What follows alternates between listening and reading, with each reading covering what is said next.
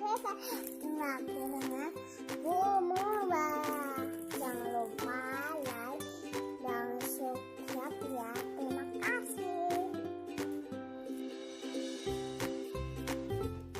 Semangat pagi anak-anak hebat. Assalamualaikum warahmatullahi wabarakatuh. Hari ini kita belajar tema 2, subtema 2, pembelajaran yang ketiga.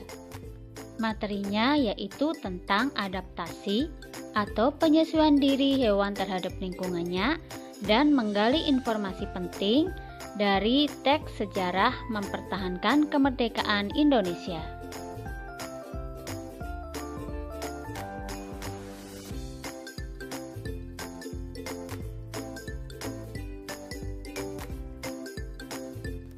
Anak-anak hebat, kerjasama merupakan hal yang sangat penting dalam mencapai tujuan sebuah kelompok. Apakah kalian pernah melakukan kerjasama untuk mencapai suatu tujuan? Tahukah kalian bahwa semasa mempertahankan kemerdekaan Indonesia juga diperlukan perjuangan yang luar biasa dan kerjasama dari seluruh rakyat agar kemerdekaan Indonesia tidak direnggut oleh bangsa lain? Ayo kita pelajari bagaimana rakyat Indonesia berjuang mempertahankan kemerdekaan di Ambarawa. Pertempuran Ambarawa. Pada tanggal 20 Oktober 1945, tentara sekutu di bawah pimpinan Brigadir Bethel mendarat di Semarang dengan maksud mengurus tawanan perang. Kedatangan sekutu ini diboncengi oleh Netherlands Indies Civil Administration atau NICA. Namun, ketika pasukan sekutu dan NICA telah sampai di Ambarawa dan Magelang untuk membebaskan para tawanan tentara Belanda, para tawanan tersebut justru dipersenjatai sehingga menimbulkan kemarahan pihak Indonesia. Pada tanggal 26 Oktober 1945, di Kota Magelang terjadi pertempuran antara pasukan Tentara Keamanan Rakyat atau TKR dengan pasukan gabungan Inggris dan NICA. Insiden tersebut terhenti setelah Soekarno dan Brigadir Bethel melakukan perundingan dan memperoleh kata sepakat. Namun, ternyata pihak sekutu mengingkari janji. Pada tanggal 12 Desember 1945, pertempuran berkobar di Ambarawa. Kolonel Sudirman langsung memimpin pasukannya yang menggunakan taktik gelar supit urang atau pengepungan rangkap dari kedua sisi sehingga musuh benar-benar terkurung. Setelah bertempur selama 4 hari, pada tanggal 15 Desember 1945 pertempuran berakhir. Indonesia berhasil merebut Ambarawa dan sekutu dibuat mundur. Kemenangan ini diperoleh berkat kerjasama dari seluruh rakyat di Ambarawa.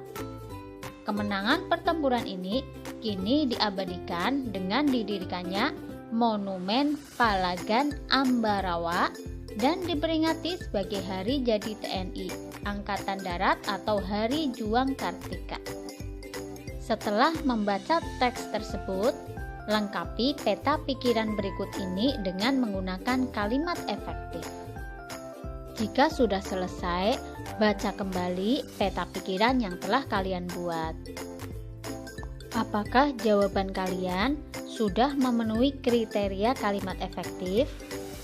Anak-anak, pertempuran Ambarawa merupakan salah satu pertempuran yang sangat bersejarah dalam upaya mempertahankan kemerdekaan Indonesia.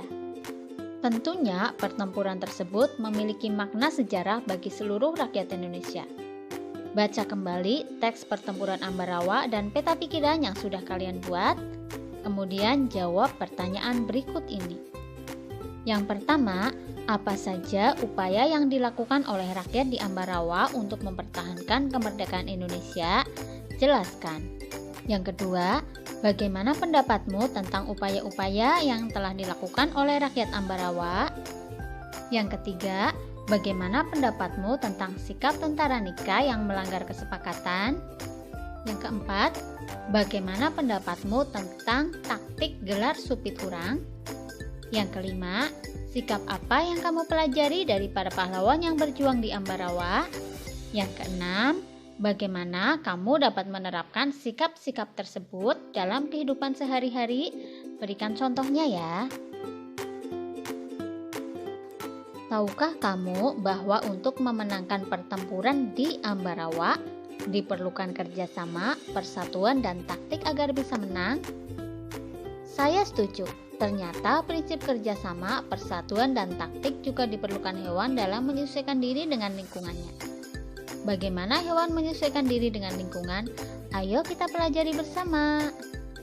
Beberapa hewan juga menggunakan prinsip kerjasama, persatuan, dan taktik agar dapat menyesuaikan diri dengan lingkungannya. Contohnya adalah hiena. Salah satu cara yang dilakukan hewan ini agar tetap bertahan hidup adalah dengan bersatu dan bergerombol. Ayo kita pelajari lebih lanjut tentang hiena ini ya. Hiena adalah hewan paling pintar di dunia. Hiena akan mengusir hewan lain yang masuk ke wilayahnya dengan cara bergerombol. Hewan ini dapat menghitung jumlah penyusup di wilayahnya dan memperkirakan berapa rekan yang harus hadir untuk mengusirnya. Hiena mempelajari cara untuk mengatasi masalah dari kesalahan dan percobaan. Hal ini seperti yang dilakukan manusia ketika menghadapi masalah. Walaupun banyak hewan lain yang melakukan metode seperti yang dilakukan hiena, namun hewan ini lebih cepat dalam melakukannya. Selain hiena, jenis hewan lain juga memiliki ciri khusus untuk beradaptasi dengan kondisi lingkungannya. Misalnya, adaptasi hewan di gurun, kutub, laut, dan mempertahankan diri dari pemangsanya. Setelah ini akan kita bahas lebih lanjut ya, makanya jangan dilewati, tonton sampai selesai biar kalian lebih paham. Penyesuaian diri atau adaptasi hewan terhadap kondisi lingkungannya. Tujuannya antara lain yang pertama, mengatasi kondisi lingkungan tertentu yang ekstrim, misalnya sangat dingin atau sangat panas. Yang kedua, melindungi diri dari pemangsa.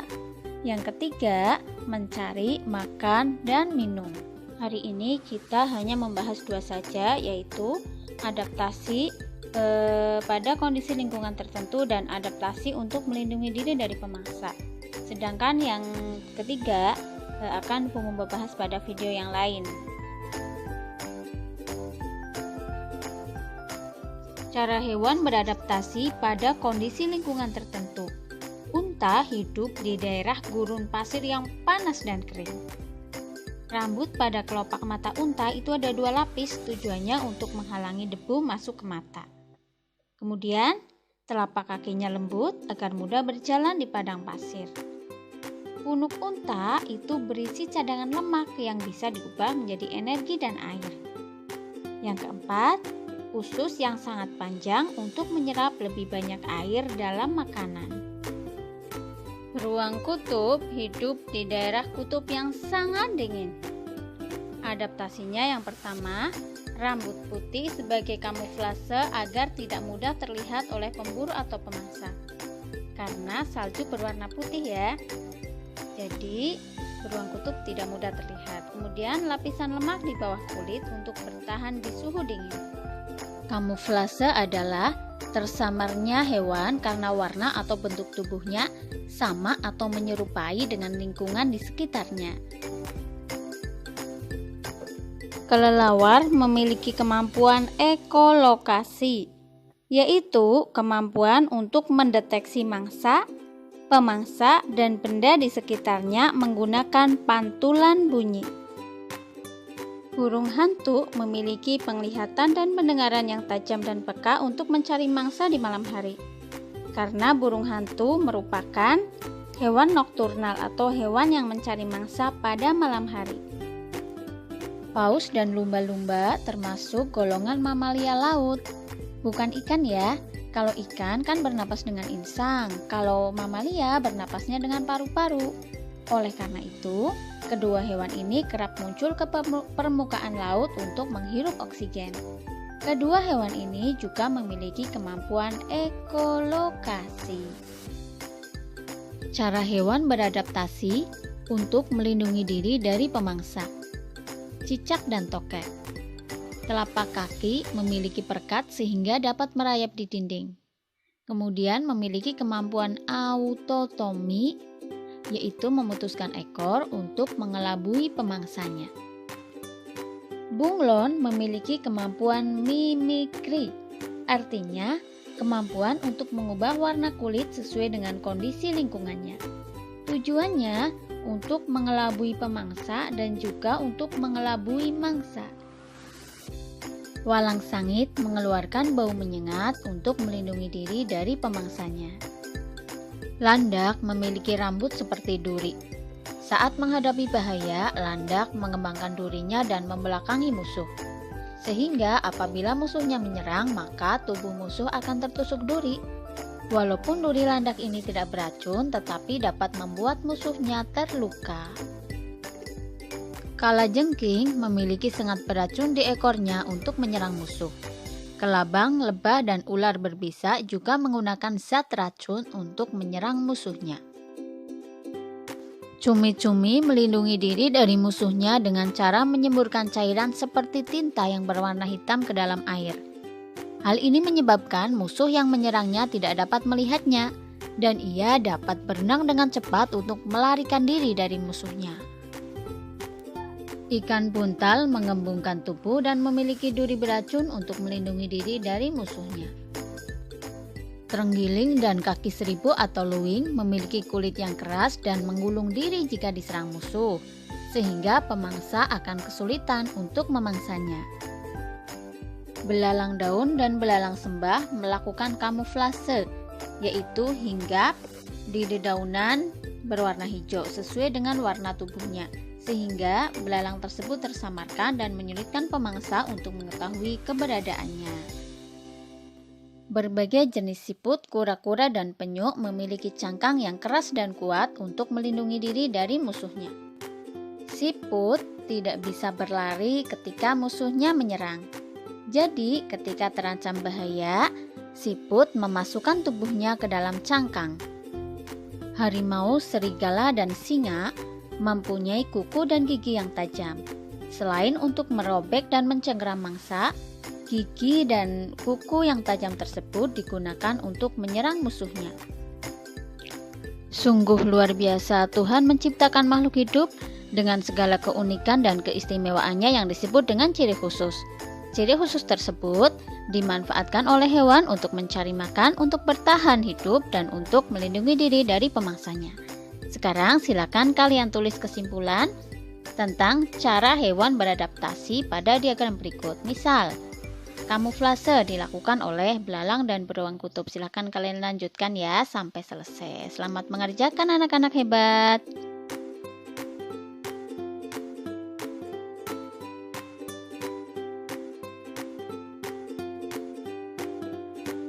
Alhamdulillah, Bu Guru ucapkan terima kasih kepada kalian yang sudah menonton video ini sampai selesai tanpa di-skip, tanpa dilewati. Semoga kalian semua bisa memahami pelajaran ini. Hari ini kita belajar melengkapi peta pikiran menggunakan kalimat efektif dan mempelajari cara hewan beradaptasi atau ciri khusus yang dimiliki oleh hewan-hewan tersebut.